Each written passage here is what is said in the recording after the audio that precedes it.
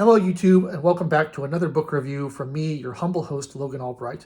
And today I'm continuing my tour through Gothic literature of the 18th century with The Old English Baron by Clara Reeve, a novel which is heavily inspired by and drawn from the plot of The Castle of Otranto by Horace Walpole, which I read a couple of weeks ago, and I really found interesting, although I found The Old English Baron much less interesting, and we'll get to that in a minute. The edition I have here is Oxford University Press, Oxford World's Classics paperback.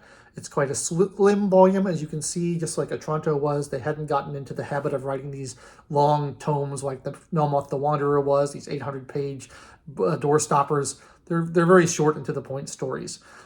This one is very similar to Otranto in terms of its plot. In the original edition, it was called The Champion of Virtue, and it was masquerading as a translated manuscript from medieval England. Clara Reeve was positioning herself to be the editor of this manuscript. In the revised edition, she abandoned that pretense and goes straight into just saying, this is a novel I wrote, although there is still occasional references in the text to the manuscript, which is kind of strange, given that it's not supposed to be a manuscript anymore. The plot is very similar to Otranto. It's about a knight who comes back from the Crusades and finds this castle that belonged to his friend. This lord has been changed hands a few times. The lord has died. It now belongs to this Baron Fitzwilliam, who is the title character of the novel in the revised edition. And that doesn't make very much sense because Fitzwilliam doesn't do very much. He's really not the main character of the novel. Why it should be titled after him makes no sense, except for to kind of elicit some sense of mystery in the audience, perhaps. Maybe the publishers thought it would be a more enticing title. But there's this kid who's running around, this teenager or young man who's running around the property named Edmund, apparently of low birth but of mysterious origins. And it's pretty obvious right from the get-go where this is going. It's a case of mistaken identity, of mistaken parentage, and it all gets sorted out with tedious inevitability.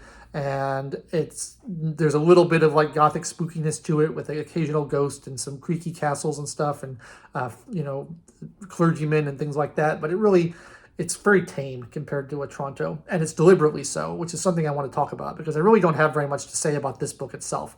I found it quite dull. I found it quite predictable, and it just seems like they took all the good things of Otranto and stripped them out and left the boring stuff. And so I want to read this section from the end of the book. It's from the author's note that is listed here in an appendix. And it's written by the author, addressed to the reader to explain kind of her intentions. And she's talking about Otranto and being inspired by it, but then she's complaining about how it's unbelievable and it's too fantastical, and she wants to do something more grounded in reality. So she says, "We can conceive and allow of the appearance of a ghost. We could even dispense with an enchanted sword and helmet, but then they must keep within certain limits of credibility. A sword so large as to require 100 men to lift it, a helmet that by its own weight forces a passage through a courtyard into an arched vault big enough for a man to go through, a picture that walks out of its frame, a skeleton ghost in a hermit's cowl. When your expectation is wound up to the highest pitch, these circumstances take it down with a witness, destroy the work of imagination, and instead of attention, excite laughter." That's her opinion of Otranto, which I do not share at all. To me, she is listing all of the things that made the Castle of Otranto very interesting. And she stripped all that away for a realistic story that is fairly dull and just doesn't really do much for me. And I think this is an odd impulse in a lot of creators or even less so the creators of publishers and executives and people in the business who seem to be afraid of pushing the boundaries or pushing the envelope. They want everything to be restrained and not too adventurous and not too different and not too imaginative. And I don't really understand that impulse because, like I said, to me, those fantastical, the skeleton in the hermit's cowl, that's the best part of Otranto. The mysterious giant helmet and giant sword, that's the best part of Otranto. Why would you take that out and substitute a musty old story about someone's lineage being confused? It doesn't make any sense to me. There is a quote that I'm often thinking about from my favorite songwriter of all time, a man named Jim Steinman, who wrote all the hits of Meatloaf. He's often criticized of being over the top. And his quote in response to that criticism is, "If you don't go over the top, you can't see what's on the other side." And I feel that way about literature as well. Like, why would you restrain your imagination and do a very dry and dull story when you could do something fantastical and awesome? And I didn't find that those things in Toronto excited laughter in me. They inflamed my imagination, and they painted a picture in my mind, and it made me more invested in the story, certainly more than I was in the Old English Baron. And I think that there's just this quality of this sort of mediocre person, this not very inspired or creative person who then wants to take things down a notch. They don't want to go as far out as they can. They want to bring things down to realism. And to me, that's just boring. And I don't understand that impulse, and I don't like it at all. So a few years later, a couple decades later, really, I think 19 years after this was published, Matthew Lewis would publish The Monk, which is one of the finest Gothic novels that I've read.